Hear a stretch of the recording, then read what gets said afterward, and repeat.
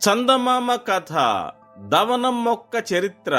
పూర్వం ఓఢ్ర దేశాన్ని సాత్వికుడు అనే రాజు పరిపాలించేవాడు. ఆయన గొప్ప భక్తుడు కూడాను.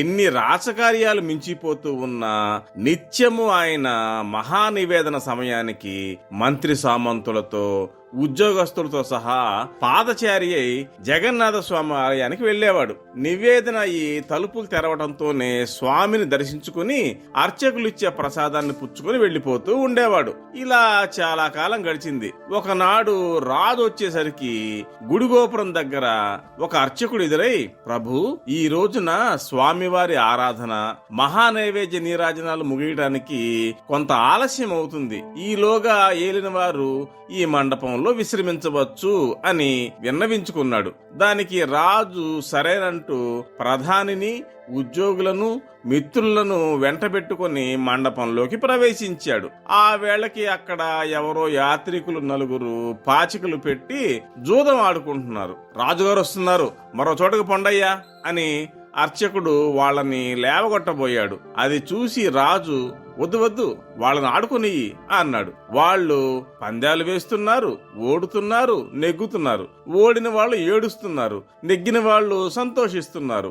రాజు ఇదంతా వేడుక చూస్తూ నిలబడిపోయాడు. కొంతసేపు అలా చూస్తూ నిలబడేసరికి ఆయనకు కూడా ఒక పందెం వేయాలని అనిపించింది. మంత్రిని, సేనాధిపతిని, పురోహితుడిని కూడా ఆటలోకి దింపి రాజు పందాలు వేయడం మొదలుపెట్టాడు. కాసేపటికల్లా జూదంలో రంజు ఎక్కువై ఆయన దేవదర్శనం కోసం వచ్చామన్న మాటే మర్చిపోయాడు. అవతల మహానివేదన పూర్తయింది. గర్భగుడి తలుపులు తెరిచారు. ప్రభువు వారు వచ్చి స్వామి దర్శనం చేసుకోవచ్చని కబురుపై కబురొచ్చింది. కాని జూదం తాలూకు మహానందంలో మునిగి తేలుతూ ఉన్న మహారాజా వారికి ఆ పిలుపు వినిపించనే లేదు.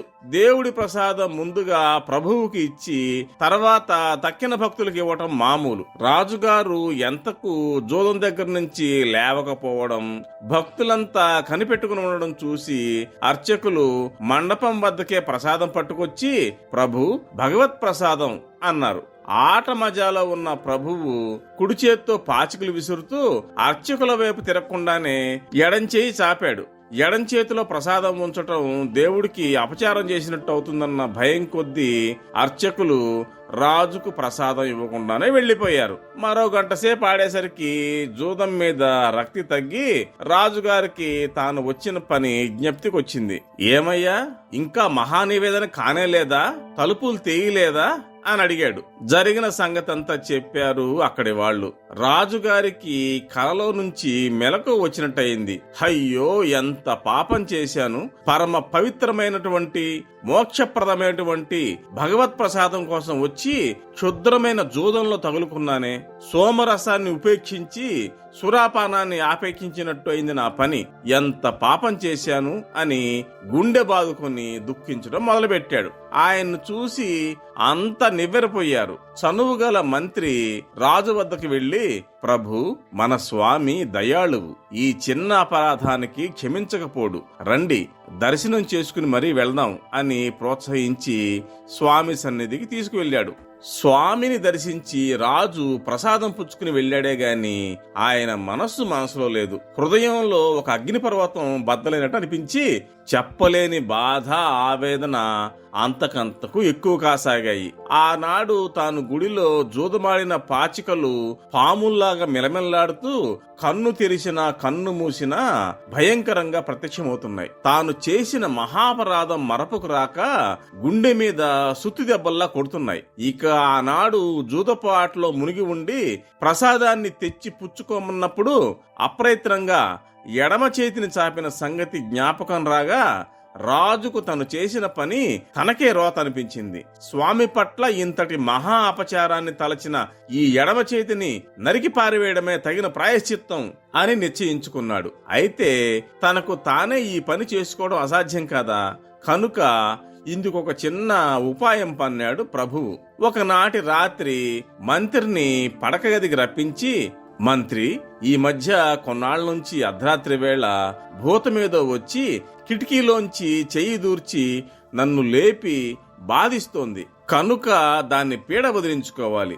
ఈ రాత్రి నేను పక్క గదిలో పడుకుంటాను. నువ్వు ఇక్కడ మెలకువగా కాచుకునుండి ఆ భూతం వచ్చి కిటికీలోకి చెయ్యి పెట్టడంతోనే నీ కత్తితో ఆ చెయ్యిని నరికివేసేయి అని చెప్పి పక్క గదిలోకి వెళ్లిపోయాడు. భూతం మాట నిజమే అనుకుని మంత్రి వరలోంచి కత్తి తీసి పట్టుకుని కాచుకొని కూర్చున్నాడు. ఒక రాత్రి వేళ కిటికీలోంచి లోపలికి ఒక చెయ్యి రాబోవడం కనిపెట్టి సిద్ధంగా ఉన్న మంత్రి ఆ హస్తాన్ని లిప్తపాటులో ఖండించి వేశాడు. అతడు నరికిన చెయ్యి గదిలో పడింది. ఆ భూతం ఏమిటో అని మంత్రి కిటికీలోంచి తొంగి చూశాడు. భూతము లేదు, ఏమీ లేదు. రెక్క తెగిపడ్డ జటాయువుకు మళ్ళీ కూలబడిన రాజే కనపడ్డాడు. మంత్రి పరిగెత్తుకుంటూ వెళ్లి, ప్రభు ఇదేమిటి, నా చేత ఇటువంటి మహాపరాధం చేయించారెందుకు అంటూ నెత్తినోరు బాదుకున్నాడు. రాజు తన బాధ పైకి తెలియనీక చిరునవ్వుతో, అపరాధం కాదోయి, ఉపకారమే చేశావు. ఆ జగన్నాథ స్వామే నీ రూపంలో నాకీ ప్రాయశ్చిత్తం సిద్ధింపజేశాడు అంటూ జగన్నాథుణ్ణి స్తోత్రం చేయడం ప్రారంభించాడు. మంత్రి పిచ్చెక్కిన వాడికి మళ్ళీ దుర్మార్గుణ్ణి, ద్రోహిని, రాజహంతకుణ్ణి అంటూ కేకలు వేయడం ఆరంభించేసరికి అందరూ లేచి పరిగెత్తుకు వచ్చి చుట్టూ మోగారు. చిరునవ్వుతోనే రాజు జరిగిందంతా చెప్పాడు.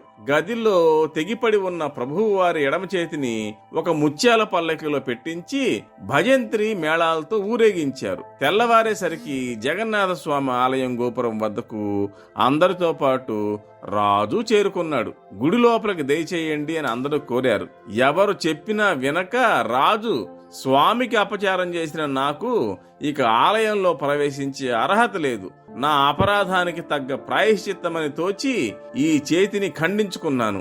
ఈ పల్లకీ తీసుకెళ్లి స్వామి ముందు పెట్టి నాకు ఆయన ఇంకా ఏ శిక్ష విధిస్తారో కనుక్కొని వచ్చి చెప్పండి అన్నాడు. రాజాజ్ఞను శిరసావహించి పల్లకిని లోపలికి తీసుకెళ్లి అర్చకులు మామూలు ప్రకారం మహా నివేదన, నీరాజనం అవి జరిపారు. స్వామి ప్రసాదం రాజుగారికి తెచ్చిచ్చారు. సాత్విక మహారాజు అలవాటు ప్రకారం కుడి చేతితో పాటు ఎడం పక్కన వేలాడుతున్న మొండి చేయి కూడా చాచి దోసిలి పట్టబోయాడు. అందరూ ఆ మొండి చేయి చూసి పాపం అని నిట్టూర్పు విడుస్తూ సానుభూతి కనపరిచారు. కాని వాళ్ళు చూస్తుండగానే మొండిగా ఉన్న ఆ ఎడం చెయ్యి ఇట్టే మొలుచుకు వచ్చి దేవుడి ప్రసాదాన్ని పుచ్చుకోవడానికి వీలయ్యేటట్టుగా రాజుకు దోసిలి ఏర్పడింది. అక్కడ మూగిన భక్తులు, సాధువులు అందరూ హర్షధ్వానాలు చేసి, మహారాజా ఇంకా శిక్ష అంటారేమిటి, భగవంతుడు తమర్ని ఎలా అనుగ్రహించాడో చూడండి అని మెచ్చుకున్నారు. అర్చకులు మళ్ళీ లోపలికి వెళ్లి చూసేటప్పటికి మరో చిత్రం జరిగింది. తెగిపోయిన పాత చెయ్యి పల్లకిలో ఉంది కదా, అది మాంసంతో ఎముకలతో కూడి ఉన్నది గనుక దుర్గంధం కొడుతూ ఉండవలసింది. కాని వింత, ఆ చెయ్యి మంచి సువాసన విరజెమ్మే ఒక మొక్కగా మారిపోయింది. అందరూ ఆ మొక్కని స్వామివారి నందనవనంలో పాతించారు. ఆ తర్వాత మరికొద్ది కాలానికి దాని విత్తనాలు పడి వనమంతా ఆ మొక్కలమయమైంది. దశ దిశల నుంచి వచ్చిపోయే భక్తులంతా ఆ మొక్కలు పట్టుకుపోయి తమ గ్రామాల్లో పాతుకున్నారు. అవే మన దవనం మొక్కలు. జగన్నాథ స్వామి వారిని పూజించే సుగంధ ద్రవ్యాలలో ఇప్పటికీ దవనం ప్రముఖ స్థానం అలంకరిస్తోంది.